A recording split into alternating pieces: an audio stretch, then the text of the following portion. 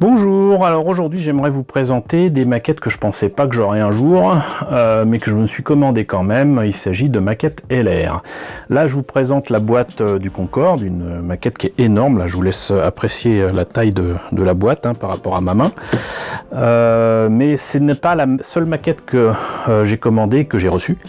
Je dois en fait cette trouvaille, cette affaire entre guillemets, à l'ami Florian. Coucou Florian, merci à toi de m'avoir indiqué que du fait que LR coule à nouveau, il y a des soldes chez ceux qui le savent un petit peu partout sur le net, et Florian m'a indiqué en fait qu'il y avait des maquettes LR qui étaient vendues à moins 70% chez Graphigro alias Rougier et Play, puisque Rougier et Play et Graphigro maintenant c'est le même groupe.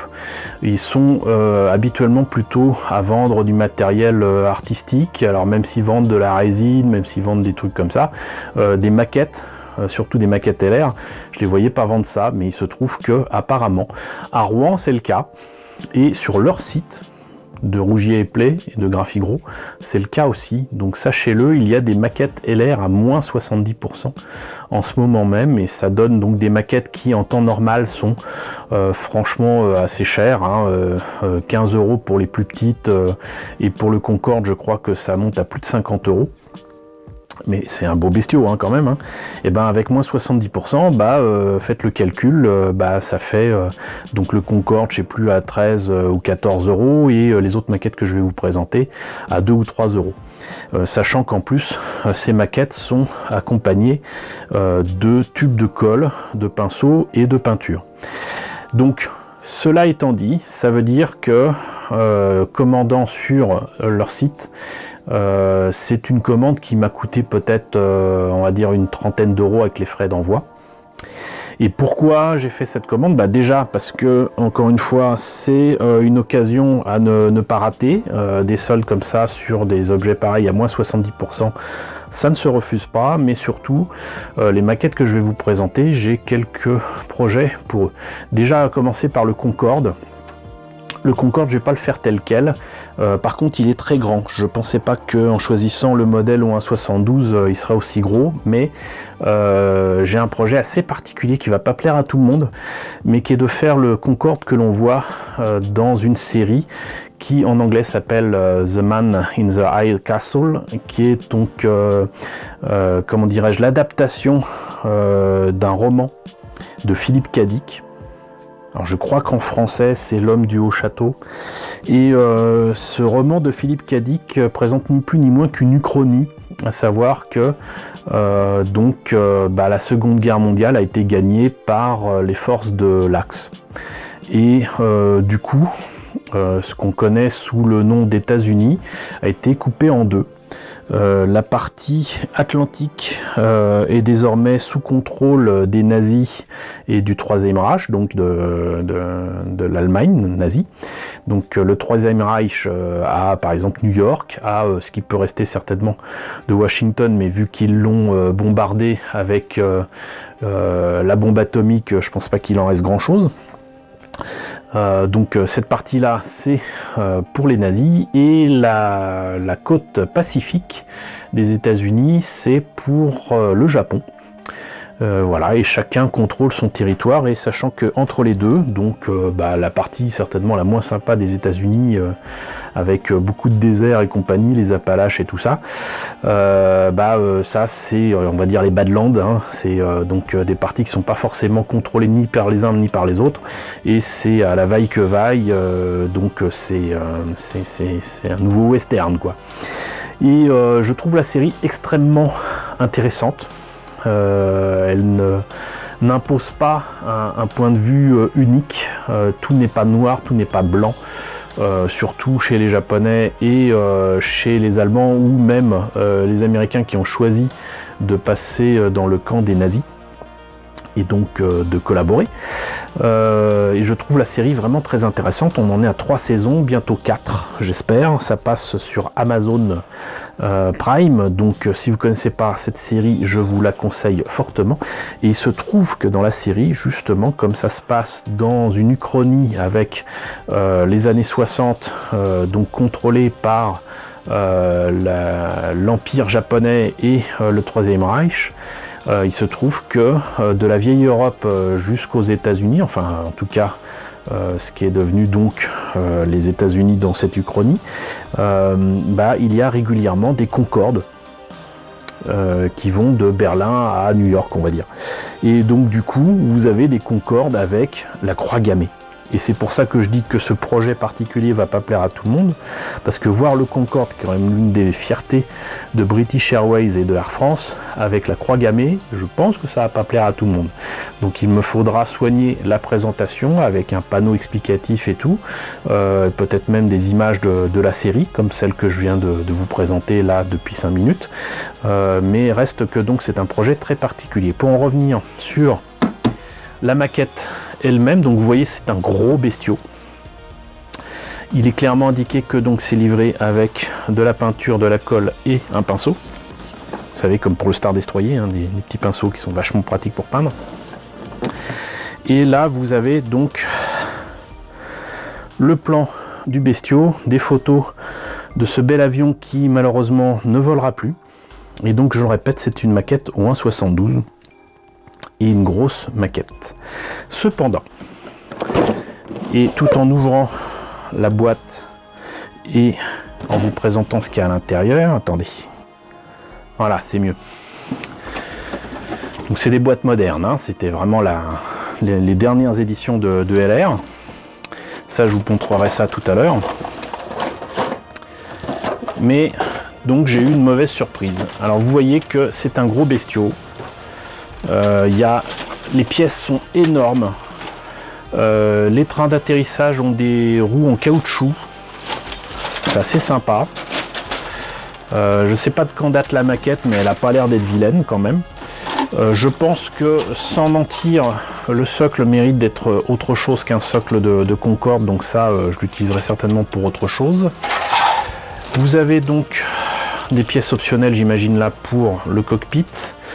Là, vous voyez un petit peu la taille de la partie arrière de l'avion. La partie avant, ici, on devine que là, c'est le cockpit. Monsieur Focus, voilà. Là, on voit quand même que les moteurs n'étaient pas particulièrement soignés au niveau détail. Hein. Il y a des détails en creux, mais il y a des détails en plein aussi. Mais voilà, ça pullule pas de détails, mais c'est quand même de grosses pièces. Vous avez une planche de décalco énorme, aussi grande que la boîte. C'est la première fois que je vois une planche de décalco aussi grande, sincèrement.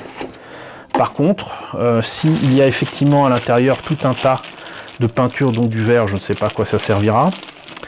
Le tube de colle habituel est remplacé par de la cyanoacrylate, c'est-à-dire de la superglue. C'est pas l'idée du siècle, mais bon, il y a des pots de peinture et vous avez deux pinceaux, dont un seul est protégé. Celui-là est un peu plus gros que d'habitude, ça va pas aider à mettre du blanc sur tout le Concorde, mais voilà, ça change. Donc il manque une protection, mais surtout, moi en voyant ça, je me disais, bah, c'est la notice. Eh ben non. Ça, c'est les mêmes images, simplement vous avez des textes avec différentes langues qui retracent donc l'historique du Concorde. Je m'en fous. Moi, je veux monter ma maquette. Donc, où est la notice de montage? La boîte, je l'ai reçue neuve. La maquette est neuve. Je n'ai pas la notice de montage.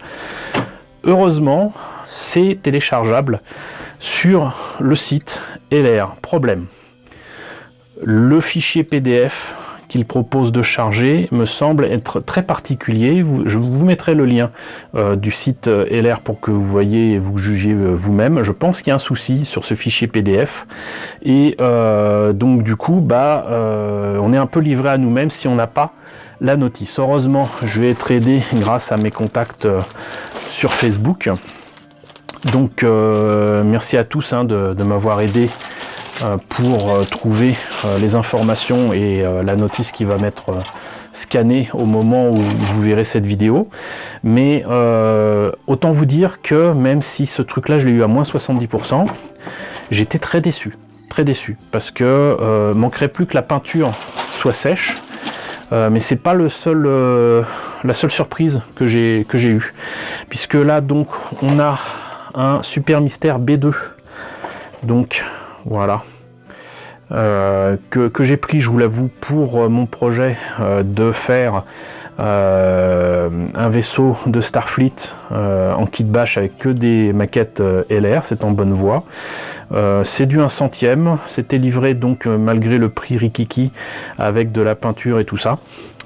Alors lui, qu'est-ce que ça donne du coup pour cette maquette au 1/100e? Bah déjà, effectivement, il y a le pinceau, il y a de la peinture. Ah oui, c'est celui-là.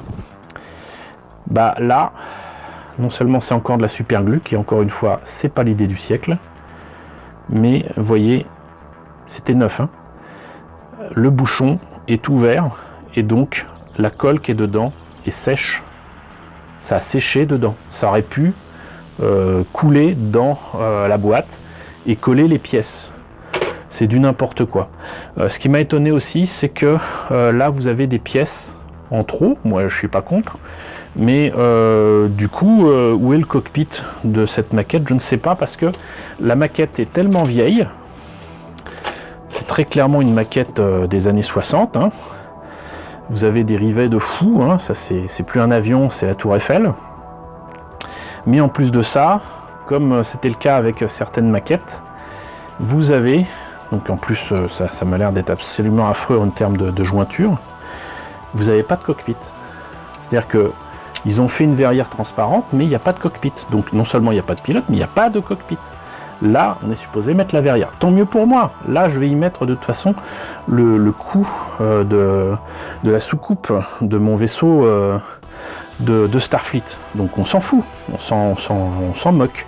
Mais bon, c'est pas génial. Alors, regardez-moi ça, les détails là en plein. C'est juste affreux. Encore une fois, ça n'a pas coûté bien cher, donc tout va bien. Et il y a des pots de peinture, voilà, youpi. Et une planche de décalco qui, par contre, je pense être certainement un peu plus moderne, et encore même pas. Voilà, donc maquette bien pourrie s'il en est, qui doit certainement rappeler des bons souvenirs à ceux qui sont de la génération des années 60, je n'en doute pas, mais moi, bof, voilà, à part en faire un kit bash, je peux pas en faire quoi que ce soit. En plus, donc le tube était cassé. Plus de SAV, hein, je vous le rappelle. LR, c'est fini. Donc là, par contre, c'était juste par curiosité, encore une fois, 2-3 euros. Porte-avions Colossus au 1600. Je trouvais ça rigolo. Je ne savais pas que la France avait eu un porte-avions qui s'appelait le Colossus. Apparemment, c'est un porte-avions qui a été racheté aux Anglais après la Seconde Guerre mondiale. Il a fallu que la France le rachète aux Anglais pour lui permettre d'y mettre des avions et surtout de les faire décoller et évidemment atterrir. Ça aurait servi apparemment pour la guerre en Indochine.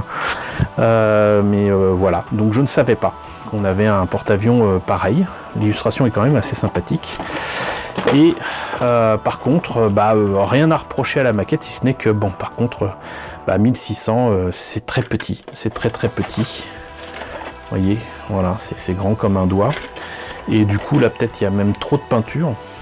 On a 4 pots de peinture. On a toujours de la cyanoacrylate qui, je le répète, n'est pas une bonne idée. Et la planche de décalco qui vaut ce qu'elle vaut, c'est-à-dire pas grand-chose. Voilà, donc ça sera rigolo à utiliser. Je dirais qu'à la limite, pour le prix que j'ai payé, c'est surtout le pinceau que je vais certainement le mieux utiliser. Il est bien protégé, il m'a l'air d'être bien sympa. Donc voilà. Et enfin, dernière maquette. Je pensais que je l'avais pas, encore une fois, donc achat impulsif.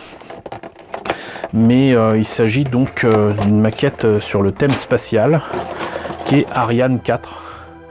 Et je sais pas ce que j'ai fait de l'autre maquette que j'ai certainement acheté il y a des années, mais cette maquette en 1/288 est pas mal du tout. Elle est pas mal du tout. Alors, peinture encore une fois, cyanoacrylate, toujours pas une bonne idée, pinceau, mais pour la maquette elle-même, je la trouve assez intéressante parce que pour en faire du kit bash, ça va être génial. Et ou même tel quel. Bon, il n'y a que les tuyères qui sont pas géniales du tout. Mais déjà, il y a un support qui est en trop. Mais sinon, ils ont eu la bonne idée donc de faire les pièces qui, de toute façon, sont symétriques. De faire une seule grappe. Et du coup, avec les pièces en présence, eh ben, on peut faire l'Ariane 4. Donc ici, là, les moteurs sur les côtés, ça sur le haut. Et il y a juste une pièce en trop. Là, déjà, ça m'inspire. Il y a une petite planche de décalco pour ce qui est à mettre sur la fusée. Franchement, c'est sympa. Encore une fois, pour 3 €, ça se refuse pas. Et voilà. Mais bon, pour résumer, donc, achat impulsif, certes, qui m'aura appris que même neuve, les maquettes de LR, c'était pas ça, que les dernières maquettes de LR n'étaient pas accompagnées de la colle à maquette traditionnelle, ce qui est bien dommage, et remplacé par, donc ça, c'était remplacé par de la cyanoacrylate, et ça, c'est de la connerie. La peinture, je ne l'ai pas encore testée, mais pour ce que j'en sais, c'est pas la joie. Les pinceaux, par contre, ont l'air d'être bien sympathiques. Voilà, donc tout ça pour dire que si vous cherchez des pièces pour du kit bash avec des maquettes pas chères mais neuves, même si c'est incomplet, même s'il n'y a pas la notice de montage, même si les tubes de colle sont ouverts et secs à l'intérieur, à moins 70%, je pense que ça peut, entre guillemets, valoir le coup.